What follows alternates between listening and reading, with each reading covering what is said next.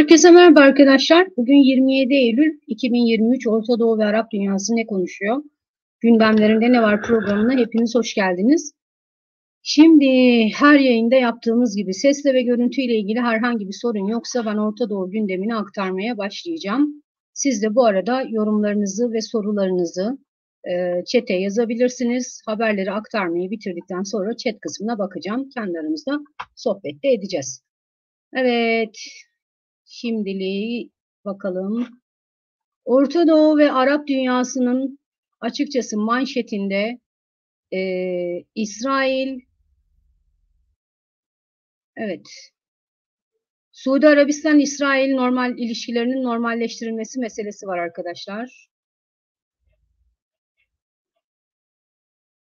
Bir türlü Word'u ayarlayamadım. Tamam, şimdi ayarladım. Evet, Orta Doğu yani bölge basınının gündeminde, manşetinde Suudi Arabistan ve İsrail arasındaki normalleşme süreci var arkadaşlar. Zaten çok önemli tarihi bir takım karşılıklı ziyaretler de gerçekleşiyor. Geçtiğimiz haftalarda İsrailli bir heyet zaten Riyad'daki UNESCO toplantısına katılmıştı. Ama bu karşılıklı resmi ziyaret kapsamında sayılmıyor. Ve şu anda da İsrail Turizm Bakanı bir heyetle birlikte Riyad'da kamuoyuna açık bir şekilde ve resmi düzeyde ilk kez bu seviyede bir ziyaret gerçekleşiyor. Aynı saatlerde ya da işte paralel zamanlarda diyelim Suudi bir heyette Filistin yönetimiyle görüşmek üzere Filistin'e geçti. Bu yani Suudi Arabistan'ın Filistin yönetimini ziyareti de oldukça önemli. Çünkü 1993'teki Oslo görüşmelerinden bu yana herhangi bir Suudi heyeti Filistin'e gitmemişti. Şimdi Filistin'e giden heyetin başında Nevaf el-Sudeyri diye biri var. Kendisi hala Suudi Arabistan'ın Ürdün Büyükelçisi aslında ve geçtiğimiz haftalarda da yani Filistin'den sorumlu elçi olarak atandı. Kendisi Ürdün'de yaşıyor ama Filistin meselesinden de ya da İsrail-Filistin, İsrail-Suudi Arabistan daha doğrusu normalleşme sürecinden de sorumlu. Şimdi bu sürece ilişkin birkaç tane not aktarayım arka planına ilişkin arkadaşlar. Ondan sonra da bir genel değerlendirme yapalım Arap basınından topladığım kadarıyla. Şimdi arkadaşlar İsrail Suudi Arabistan'la barışmayı çok istiyor. İlişkilerini normalleştirmeyi de çok istiyor. Bunun birkaç tane sebebi var. Bunlardan birincisi Suudi Arabistan İsrail'i aslında devlet olarak hala tanımıyor.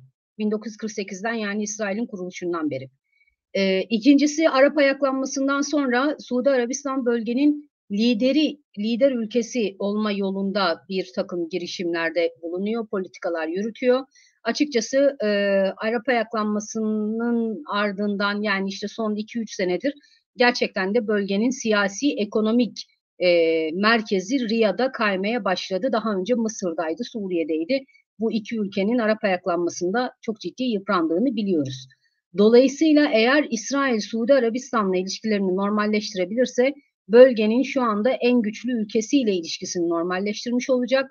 Bu durum elbette ki İsrail'e hem siyasi hem diplomatik hem de ticari bir takım kapılar açacak ve daha da önemlisi İsrail yakın zamana kadar yani Birleşik Arap Emirlikleri ile başlayan Arap ülkeleriyle normalleşme süreci başlayana kadar bir bölge ülkesi olarak kabul görmemişti.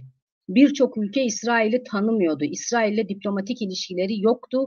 Hava sahalarından bile geçemiyorlardı birbirlerinin. Ve bu durum eğer Suudi Arabistan'la İsrail normalleşirse büyük ölçüde hatta tamamen neredeyse ortadan kalkacak gibi görünüyor. Geriye bir Suriye kalıyor arkadaşlar. Onunla da zaten biliyorsunuz İsrail ile Suriye'de hala kağıt üzerinde savaşan ülkeler durumunda. Şimdi bu normalleşme süreci ile ilgili olarak Amerika Birleşik Devletleri devrede bir mekik diplomasisi yürütüyor Amerika ve Suudi Arabistan'da hem kendi kamuoyunu ikna etmek için zaman kazanmaya çalışıyor hem de Filistin meselesiyle ilgili bir takım kazanımlar elde etmeye çalışıyor. Bu nedenle Suudi Arabistan İsrail'e şunu söylemişti geçtiğimiz haftalarda. Filistinlilere daha fazla hak tanırsan normalleşme sürecini konuşabiliriz demişti. ve bu çerçevede Filistinliler de bir 5 maddelik talep listesi hazırlamıştı arkadaşlar. Şimdi bu talep listesinde neler var? Talep listesini okuyayım ben size.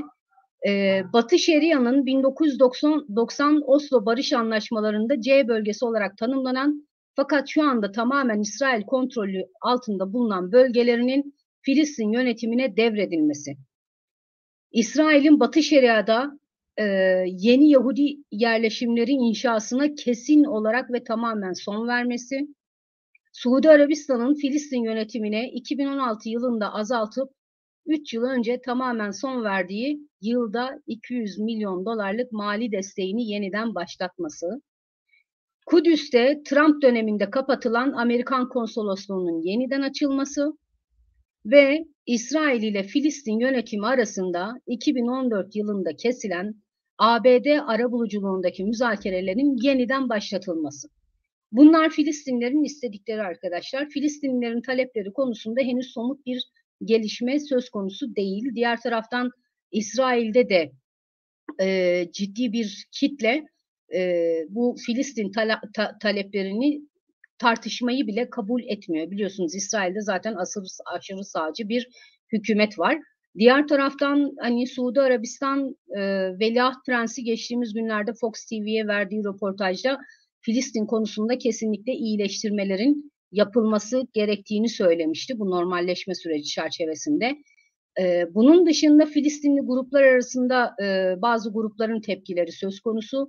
Mesela Hamas demiş ki Arap halkı İsrail ile normalleşmeyi desteklemiyor demiş.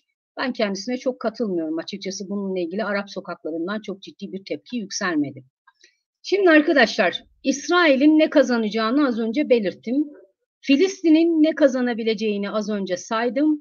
Peki Suudi Arabistan bu işten ne kazanacak? Suudi Arabistan'ın da beklentisi Amerika'dan arkadaşlar, İsrail'den değil doğrudan. Şöyle ki Suudi Arabistan birincisi Amerika'dan gelişmiş silahlar almak istiyor. İkincisi ve en önemlisi de sivil nükleer enerji reaktörleri kurmak istiyor. Bununla ilgili de onay almak istiyor. Amerika'dan bir yeşil ışık almak istiyor. Elbette ki sivil nükleer enerji için uranyum zenginleştirme gibi çalışmaların da yapılması lazım. Bu çerçevede bugün Arap basınında yer alan bilgilere göre Suudi Arabistan Uluslararası Atom Enerjisi Kurumu'yla da temasa geçmiş. Yani bir sivil amaçlı nükleer enerji konusunda Suudi Arabistan oldukça ciddi. Ama bunun önünde çok sayıda engelin olduğu belirtiliyor. Hem Suudi Arabistan'ın nükleer enerji elde etmesi hem de İsrail-Suudi Arabistan normalleşmesi. Amerikalılar diyor ki bu iş öyle akşamdan sabaha çözülecek bir iş değil, müzakere edilmesi gereken çok fazla konu var diyor. Zaten az önce de belirttiğim gibi birincisi İsrail'deki aşırı sağcı hükümet Suudi Arabistan'la normalleşmek istiyor ama normalleşme karşılığında Filistin'e herhangi bir tırnak içinde söylüyorum taviz vermeye yanaşmıyor. Bunun dışında Suudi Arabistan şimdiye kadar hep İsrail karşıtlığı üzerinden söylemlerle öne çıkan ülkelerden biriydi. Kendi halkını ikna etmesi gerekiyor. Bu çerçevede nasıl olacak? Bunun için de zaman lazım. Aynı zamanda Amerika Birleşik Devletleri'nde de Suudi Arabistan'ın imajı, işte Yemen Savaşı, Kaşıkçı cinayeti gibi sebeplerle hani Suudi Arabistan'a silah satılması konusunda endişeli, tedirgin olan taraflar var. Dolayısıyla sadece müzakereler bir takım başlıkların tartışılması değil, aynı zamanda 3 tarafta da yani hatta 4 tarafta Amerika'da, İsrail'de, Suudi Arabistan'da ve Filistin cenahında halkın, tarafların ikna edilmesi de gerekiyor. Ama arkadaşlar dediğim gibi Turizm Bakanı'nın, İsrail Turizm Bakanı'nın daha doğrusu Riyad ziyaretiyle birlikte karşılıklı resmi ziyaretlerin kapısı önü de açılmış oldu. Muhtemelen önümüzdeki günlerde daha fazla şey gelecektir. Yani daha fazla ziyaretler vesaire de gelebilir. Bu konuyla ilgili tekrar söylüyorum. Geçtiğimiz yayınlardan birinde de söylemiştim. Filistin tarafı çok da umduğunu bulamayabilir arkadaşlar. Yani şu anda Suudi Arabistan'ın temel hedefi kendi beklentilerini Amerika Birleşik Devletleri'nden karşılamak. Bu çerçevede Filistin konusunda taviz verebilir. Ama bugünkü işte Nevvaf Sudeyri adlı Suudi Arabistan'ın Ürdün Büyükelçisi'nin Filistin yönetimini ziyareti oldukça önemli. %99.9 Sudeyri Filistin yönetimini İsrail'le uzlaşmaya, en azından bazı hani talepler listesindeki bazı maddelerden feragat etmeye zorlayacak diye düşünüyorum. Bekleyip göreceğiz. Evet, şimdi İsrail ile Suudi Arabistan cenahındaki gelişmeler bu yönde. Arap basını da bunu tartışıyor arkadaşlar. Ne alırız, ne veririz? Bundan sonra Suudi Arabistan'da İsrail anlaşırsa bölgedeki dengeler nasıl değişir? Suriye ile de bir taraftan Suudi Arabistan uzlaşmaya çalışıyor. Yeni işte zeytin dalları uzatıyorlar karşılıklı olarak. Orta denge nasıl sağlanır diye bir takım yazılar kaleme alınmış Arap basınında. Şimdi gelelim bölge gündemine. İran'dan başlıyorum arkadaşlar. İran'dan önemli bir açıklama var. Hamaney'den daha doğrusu yeşil ışık gelmiş. Hangi konuda? İran ve Amerika Birleşik Devletleri'nin nükleer enerji krizi konusunda doğrudan müzakere edebilmesi konusunda Hamaney yeşil ışık yakmış arkadaşlar. Çok büyük bir ihtimalle eğer bu müzakereler gerçekleşirse Amerikalılarla İranlılar Umman Sultanlığı'nda bir araya gelebilirler. Ama şimdi bunun basında yer almasıyla birlikte şunu söyleyebiliriz. Muhtemelen bu görüşmelerin altyapısı için girişimler çoktan başlamıştır. Görüşmelerin eğer gerçekleşirse yakın bir zamanda gerçekleşmesi oldukça muhtemel. Bununla ilgili de yine background'ına ilişkin birkaç bilgi vermek istiyorum. Biliyorsunuz Obama döneminde İran'la Amerikalılar ya da işte İran'la Uluslararası Atom Enerjisi Kurumu diyelim bir takım anlaşmalar yapmışlardı. Ve bu çerçevede İran'ın nükleer enerji konusundaki çalışmaları uluslararası gözlemcilerin izlemesine açılmıştı, yani kontrolüne açılmıştı. Daha sonra Trump geldi ve Trump bu anlaşmadan çekildiğini açıkladı. İran tarafı birçok defa Amerika'ya işte anlaşmaya geri dön şeklinde çağrılar yaptı. İran neden bu kadar istekliydi? Şundan dolayı o anlaşma İran'ın sadece nükleer çalışmaları ile ilgili değildi. Aynı zamanda İran'a yönelik Amerikan yaptırımlarının bir kısmının kaldırılmasıyla da ilgiliydi. Dolayısıyla İranlılar çok istekliydi bu anlaşmanın devam etmesi konusunda. Biden döneminde yeniden görüşmeler başladı ama bu defa da devreye işte İsrail girdi arkadaşlar. İsrail lobisi açık bir şekilde İsrail'den eski Mossadçıların, eski askerlerin olduğu heyetler gönderdiler Amerika'ya ve Amerika'nın hiçbir şekilde İran'la anlaşmaması gerektiğini açık bir şekilde dile getirdiler. Dolayısıyla bu Amerika ile İran arasındaki nükleer müzakereler meselesi yılan hikayesine döndü. Yani İran tarafı Uluslararası Atom Enerjisi Kurumu'nun kurduğu kameraları kapattı. Uluslararası Atom Enerjisi Kurumu bu defa döndü, işte İran nükleer silah edinebilecek seviyeye gelmek üzere gibi açıklamalar yaptı. Böyle karşılıklı suçlamalarla günümüze kadar geldi bu mesele. Ama eğer Hamaney böyle bir açıklama yapmışsa, yani Amerikalılarla İranlılar doğrudan müzakere edebilir diye bir yeşil ışık yakmışsa, buradan önemli bir takım gelişmeler beklenebilir. Bunun dışında bir de İran'da merdiven altı alkol üreten, gerçi açıktan alkol üreten var mı onu da bilmiyorum, ve 17 kişinin ölümüne sebep olan 4 kişiye ölüm cezası verilmiş arkadaşlar. Kaçak alkol üreten, daha doğrusu çok sayıda insan da hastanelik olmuş. Bu üreticilerden 4 kişiye ölüm cezası verilmiş mahkeme tarafından. Ve İran'a ilişkin bence önemli haberlerden biri de Kum kentinde yapılan bir seminer. Kum kenti İran'da dini eğitimin merkezi olarak bilinir. Çok sayıda din adamı, daha doğrusu İranlı Şii din adamı Kum'da bir seminerde bir araya gelmişler. Seminerin konusu da yapay zeka. Yani bölgedeki din otoriteleri yapay zekanın dini eğitim, insanların inançları gibi konuları nasıl etkileyeceğini anlamaya çalışıyor. Ama kısaca seminerde yapılan konuşmalardan bölümler alınmış haberlere. Oradan anladığımız kadarıyla dini otoritelerde yapay zekanın inanç konusu dahil olmak üzere insanların inançlarını, din algısını, dini kuralları, ondan sonra Tanrı ya da Allah algısını büyük ölçüde değiştireceğine kanaat getirmişler. Bunun önüne nasıl geçebiliriz, nasıl mücadele edebiliriz diye de kafa yormaya başlamışlar. Allah kolaylık versin diyorum kendilerine. Evet, yapay zeka çok tehlikeli bir yere gidiyor arkadaşlar. Ben şahsen korkuyorum açıkçası yapay zekadan. Evet, Irak'a gelelim. Şimdi Musul'da bir düğünde yangın çıktı. Çıkan yangında en az 120 kişinin hayatını kaybettiği belirtiliyor. Yine hastanede olan insanlar var. Ölü sayısının artabileceği de belirtiliyor. Yangının havai fişeklerden dolayı çıktığına dair bilgiler var haberlerde. Aynı zamanda yine yangına ilişkinde soruşturma açılması gerektiğini söylemiş bazı yetkililer. Muhtemelen bir soruşturma açılacak arkadaşlar o konuyla ilgili. 120 kişi korkunç bir rakam gerçekten.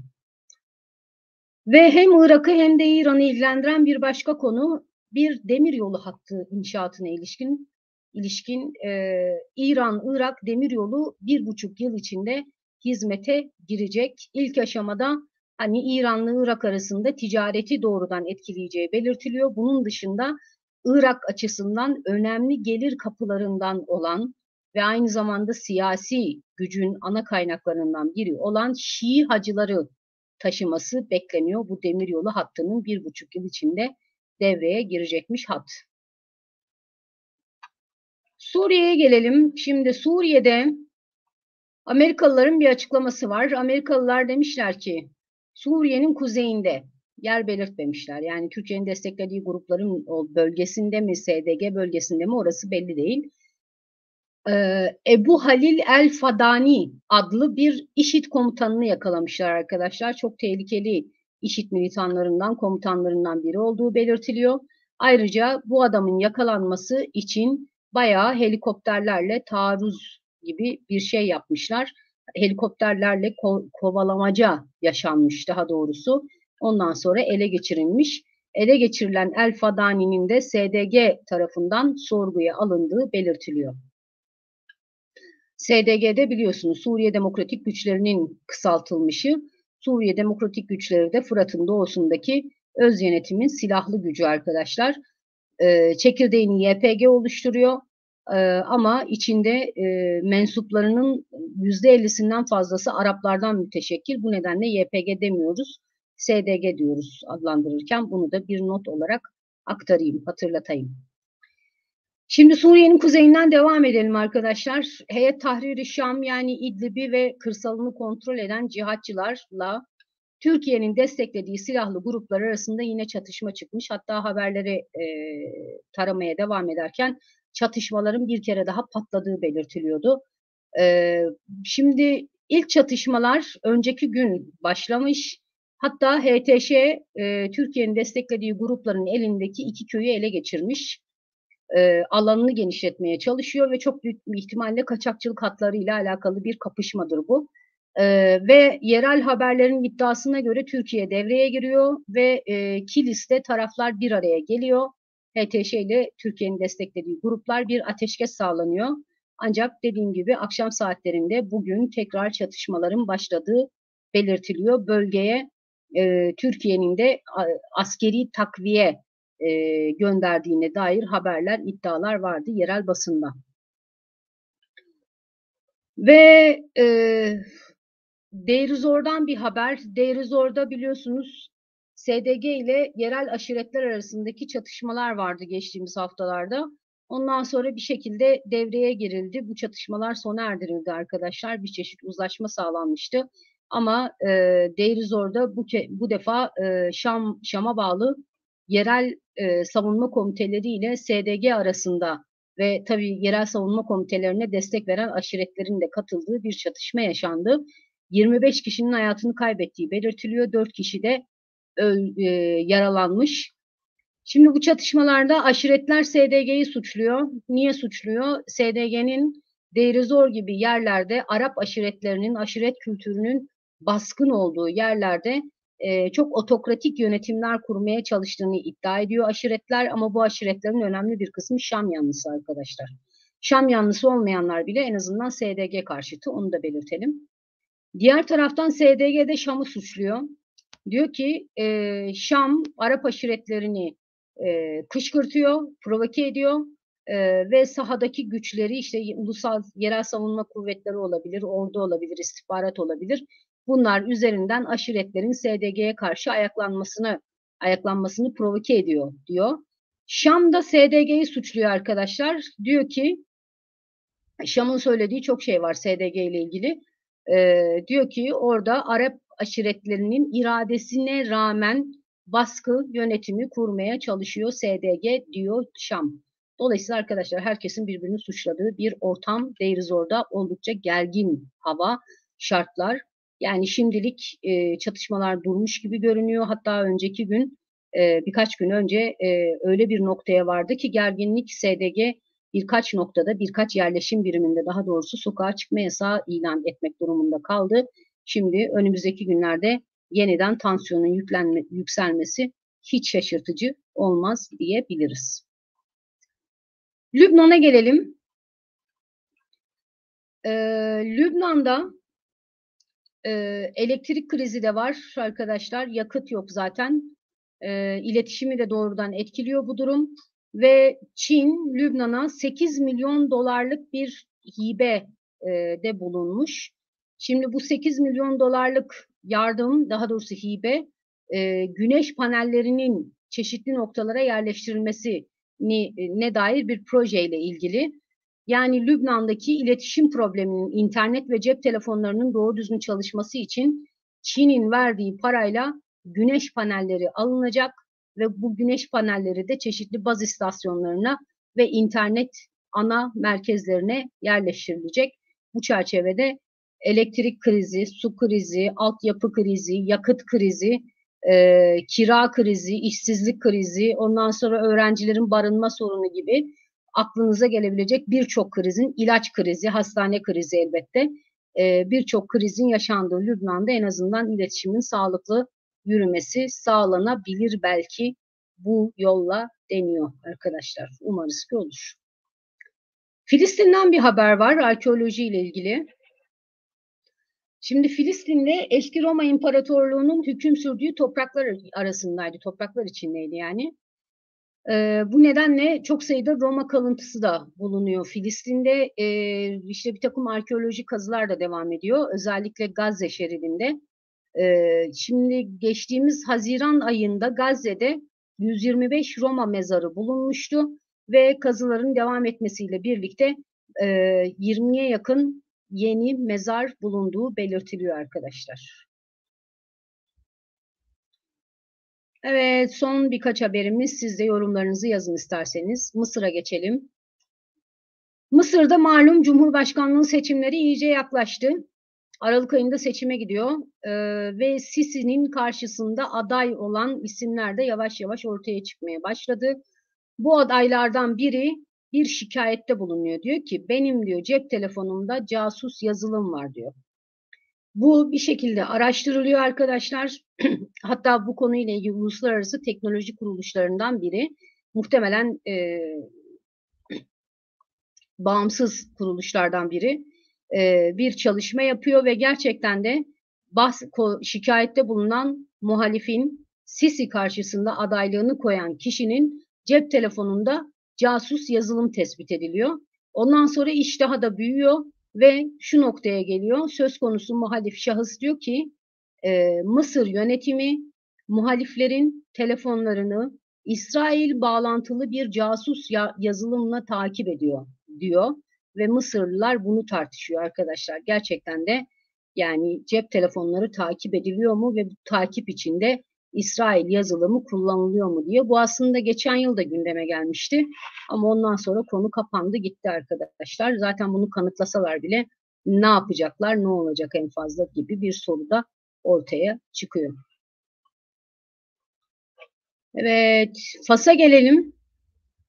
Şimdi Fas'ta korkunç bir deprem yaşandı biliyorsunuz. 2000'den fazla insan hayatını kaybetti. Çok sayıda öksüz ve yetim çocuk da kaldı arkadaşlar geriye.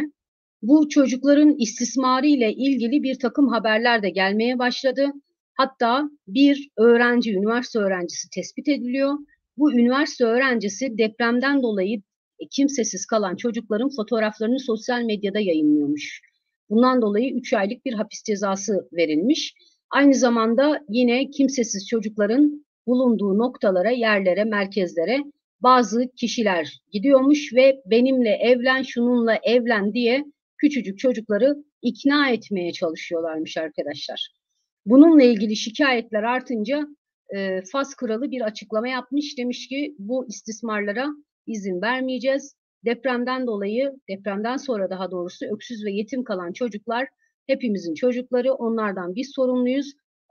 Ve çocuklarıyla evlenenler, çocukları evlenme konusunda ikna etmeye çalışanlar, bu çocukların fotoğraflarını, resimlerini, bilgilerini sosyal medyada paylaşanlar cezalandırılacak diye bir açıklama yapmış Fas kralı. İnsanların yaşadıkları acılar yetmiyormuş gibi bir de böyle şeyler çıkıyor arkadaşlar. Çok acı bir durum gerçekten. Sudan'da barış ümidi pek görünmüyor ufukta ama hala Sudan'a komşu ülkeler özellikle de çatışan taraflar arasında bir orta yol bulmak için girişimlerine devam ediyorlar. Sudan'ın nüfusu 49 milyon. Şimdiye kadar 1 milyon Sudanlı'nın ülke dışına, komşu ülkelere göçtüğü belirtiliyor. Ve yaklaşık 4,5 milyon Sudanlı'nın da ülke içinde yer değiştirdiği belirtiliyor. Bununla ilgili birkaç tane haber okudum. Haberlerde diyor ki insanlar savaştan etkilenmemiş olan şehirlere göç etmeye çalışıyorlar. Ülke içinde yer değiştirenlerden bahsediyorum. Ama ekonomik şartlar, işsizlik, ondan sonra barınma sorunu gibi bazı sebeplerden dolayı tekrar çatışma bölgelerindeki evlerine geri dönmeye başlayanlar varmış. Özellikle de başka ülkelere göç edenler, Mısır başta olmak üzere geri dönenler varmış bunların arasında da. Çok yani resmen 40 katır mı 40 satır mı gibi bir durum söz konusu bu Sudanlılar için. Bir tarafta geçim derdi söz konusu, nasıl hayatta kalacağız vesaire, ki dünyanın da öyle çok gündeminde değil Sudan'daki savaş. Uluslararası toplumun desteği vesaire oldukça kısıtlı, bölge ülkelerinin desteği de oldukça sınırlı. En azından 5 milyon insanın ihtiyacını giderebilecek seviyede değil. Diğer taraftan çatışmaların uzadıkça uzaması da mevcut durumu iyice kötüleştiriyor bu insanlar açısından. Evet arkadaşlar, Orta Doğu ve Arap dünyasına ilişkin benim aktaracaklarım bu kadar. Şimdi chat kısmına bir bakalım. Hepiniz hoş geldiniz.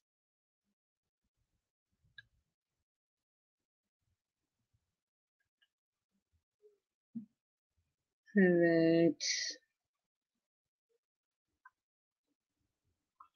Rukan Kaya demiş ki Suudi Arabistan ile İsrail arasındaki bu anlaşma Filistin'in artık İsrail'e karşı bir koşul olarak sunulmaması anlamına mı geliyor? Eğer Filistin tarafının talep ettiği şartlar kabul edilirse Filistin en azından az da olsa bir kazanım elde etmiş olacak. Daha da önemlisi Amerikalıların arabuluculuğunda İsrail'le devam eden müzakereler yeniden başlayacak. Dolayısıyla bir pazarlık gücü elde etmiş olacak. Ama bunun bir de olumsuz tarafı var. Filistinlerin şartları kabul edilse de edilmese de İsrail ve Suudi Arabistan arasında normalleşme süreci rayına girerse Filistin meselesi daha da bir kenara itilecek arkadaşlar. Dolayısıyla Filistinlerin her şartta bu işten zarar göreceği kesin. Evet, bakalım.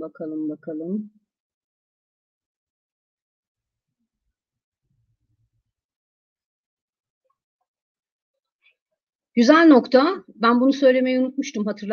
Hatırlattığınız için teşekkür ederim Ruken Hanım. Amerika ile birlikte bunun üçlü bir anlaşma olduğu söyleniyor. Doğru. Amerika'nın bu anlaşmada rol oynamasının yaklaşan ABD seçimlerinde etkisi yok mu? Kesinlikle var.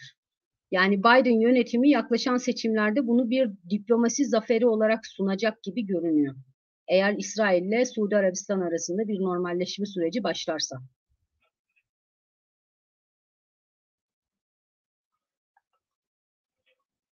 Evet, Muharrem Palaz demiş ki Suudi Arabistan heyeti atanan büyükelçi ile birlikte Mahmut Abbas ile görüştü. Doğru. İsrail'in izniyle Batı Şeria'ya geçtiler. Suudi Arabistan Filistin olarak burayı tanıyor. Gazze'yi tanımaması iki halk arasında sorun yaratmayacak mı? Yaratacak arkadaşlar. Kesinlikle yaratacak. Zaten sorunlar çok daha da derinleşmez mi? Derinleşir arkadaşlar. Çünkü Suudi Arabistan'da, İsrail'de, Amerika'da mesela diğer Filistinli grupları, Gazze'deki işte Hamas'ı, İslami Cihad'ı ya da Filistin yönetimi dışındaki grupları zaten kabul etmiyor. Dolayısıyla burada en azından Filistinler arası ciddi bir problem ortaya çıkacak. Diğer taraftan hani Suudi halkıyla Filistinler arasında bir ayrım ortaya çıkar mı? Onu da zaman gösterecek açıkçası ama her halükarda Suudi Arabistan'ın İsrail karşıtı söylemlerini yumuşatabilmek için kendi halkına bunu kabullendirmesi için zamana ihtiyacı var.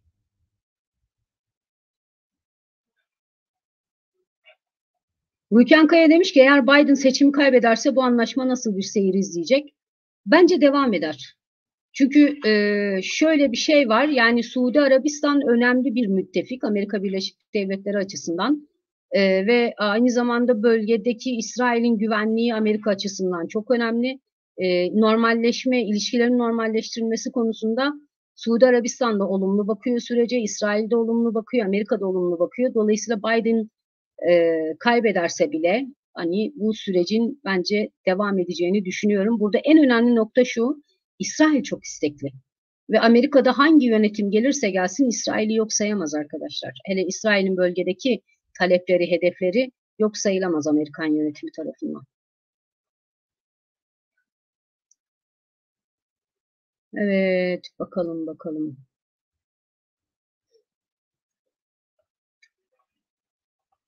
Gülken Kaya demiş ki, güzel soru. Netanyahu hem yargı reformu hem de yolsuzluk iddiaları ile zor durumda. Üstüne bir de bu anlaşmanın olması İsrail'i seçime gitmeye zorlar mı? Yok, aksine nefes aldırabilir İsrail'e. Çünkü yeni diplomasi, ticaret, siyasi hatlar açılmış olacak.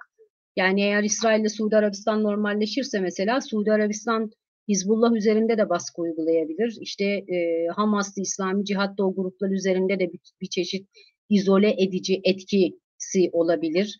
Ondan sonra Suriye tarafını dengeleyebilir Suudi Arabistan. Dolayısıyla İsrail'i en azından Netanyahu yönetimini rahatlatacağını düşünüyorum ben. Evet, bakalım.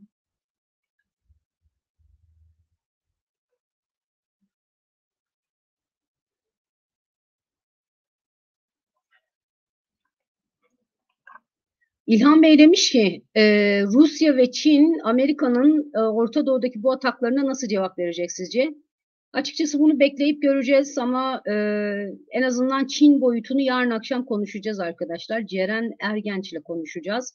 Çok kıymetli bir isim. Bir süre zaten Çin'de de yaşadı. Ceren Ergenç'in yayını var yarın akşam. Ceren Ergenç'le yayınımız var yarın akşam daha doğrusu. Bu soruyu unutmayın ve yarın akşam da yazın. Olur mu İlhan Bey? Eğer yayına katılırsanız. İlhan Bey demiş ki gerçekten İsrail bu bölgelerden çekilmeyi düşünür mü sizce? Yani Filistinlerin talep ettiği yerlerden şu anda yanaşmıyorlar açıkçası. Çekilmemek için de ellerinden geleni yapacaklardır. Yani mümkün olduğunca neden Suudi Arabistan'la ilişkileri normalleştirmeye çalışıyor.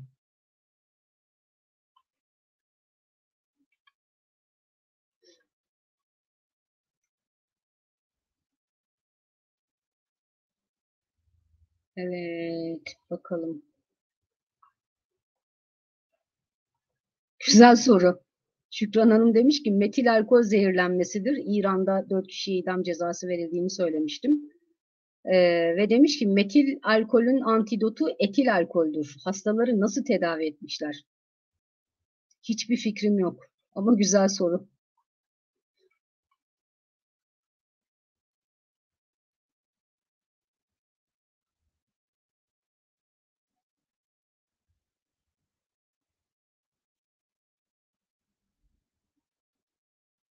Evet, Muharrem Palaz demiş ki gelecekte 300 milyon insanın işsiz kalmasına yol açacakmış yapay zeka. Uzak bir gelecekte değil, çok yakın zamanda özellikle eğitim, tıp, basın, TV gibi mesleklerde.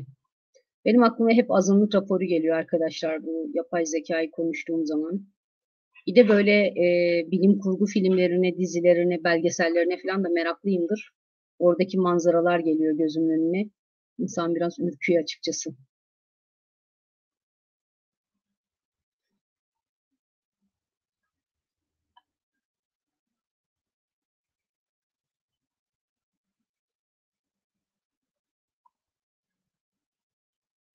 Hmm, ne güzel. Ruki Kaya arkeoloji denince Özlem Ertan'a kitabımı imzalattım ve kendisiyle tanıştım arkadaşlar. Sarıyer Edebiyat Günlerinde demiş. Aa, ne güzel.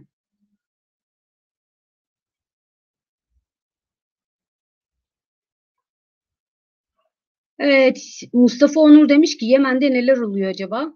Yemen'e ilişkin bugün ekstra bir gelişme yok ama şöyle bir şey söz konusu. Geçtiğimiz günlerde, geçtiğimiz hafta daha doğrusu Yemen'de çatışan taraflar Suudi Arabistan'ın devreye girmesiyle Suudi Arabistan'da bir araya geldiler. Bir takım maddeleri, konuları, uzlaşmazlık alanlarını daha doğrusu müzakere etmek üzere toplandılar.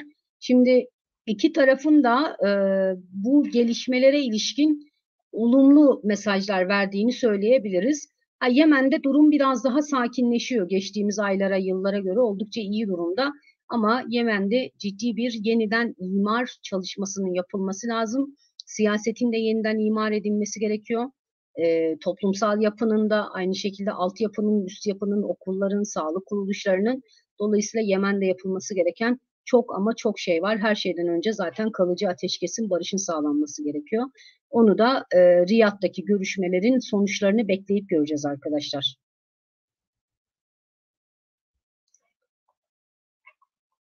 Nilgün Durgun demiş ki Sudan'ın tamamı mı iç savaş alanı? Tamamı değil. Hartum dahil birkaç tane şehirde savaş var aslında. Savaştan etkilenmeyen bölgeler daha büyük e, alan kapsıyor. Ama şöyle bir durum söz konusu. Şimdi çatışmaların olduğu yerler nüfusun yoğun olduğu yerler.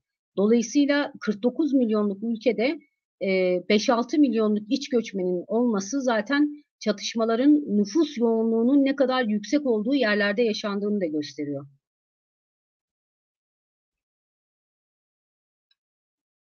Evet, bakalım bakalım başka ne var?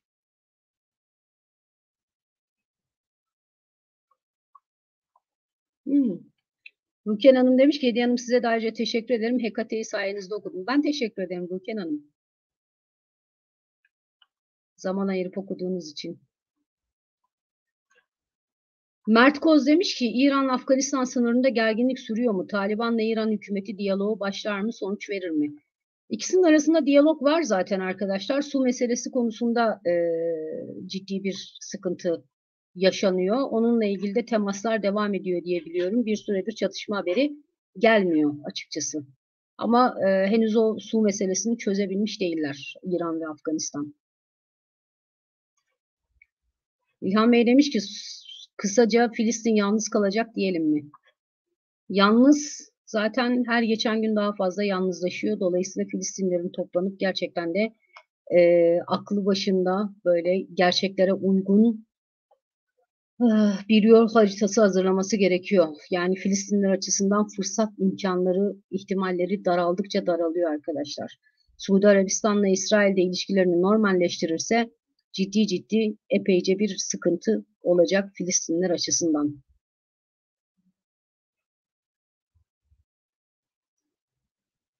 Evet, bakalım.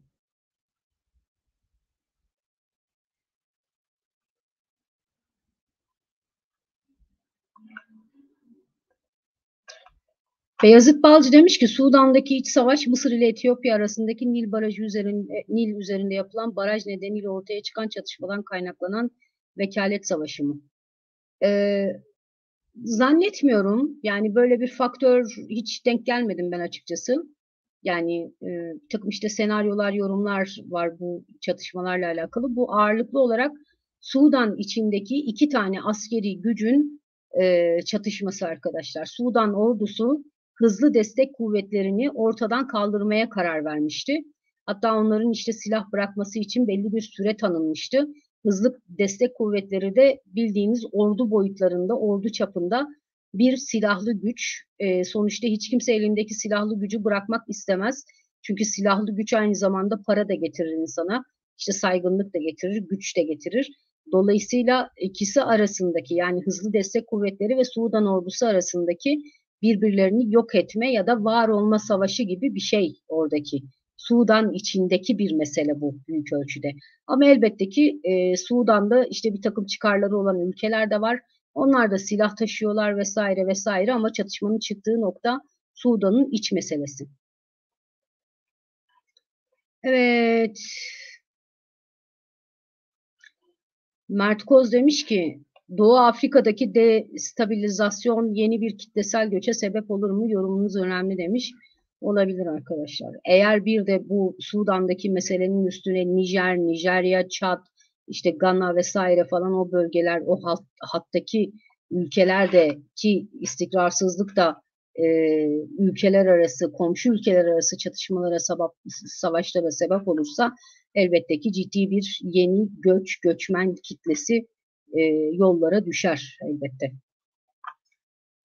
Evet arkadaşlar, Orta Doğu ve Arap dünyasına ilişkin benim aktaracaklarım bu kadar. Bu arada Ruken Kaya kanalımıza destek olmuş. Çok da güzel bir mesajı var Ruken Hanım'ın. Demiş ki bilgi ve birikimlerini aktarmak için zaman ve emek harcayan bağımsız yayıncılara destek olalım. Yayını beğenin, abone olun, yorum yapın. Evet arkadaşlar, lütfen beğenin, yorum yapın, abone olun. Benim kanalın izleyicilerinin yaklaşık %60'ı dışarıdan. Hala abone olmamış. Görüyorum analizler kısmında arkadaşlar. Abone olursanız sevinirim. Ruken Hanım'a da hem mesajı hatırlatması için hem de kanala desteği için teşekkür ederim. Şükran Yerci keza kanalımıza destek olmuş. Çok teşekkür ederim Şükran Hanım, desteğiniz için. Sağ olun. Evet, bakalım bakalım bakalım. Başka ne var? Zannedersem bu kadar. Evet. Evet arkadaşlar, yarın akşam ben yine burada olacağım. Çin konuşacağız. Çin Orta Doğu'dan ne istiyor, ne bekliyor? Bunu konuşacağız. Oldukça yetkin bir isimle Ceren Ergenç'le. Hepinizi sorularınızla ve yorumlarınızla birlikte yarın akşamki yayına da bekliyorum. Şimdilik kendinize iyi bakın. Hoşça kalın.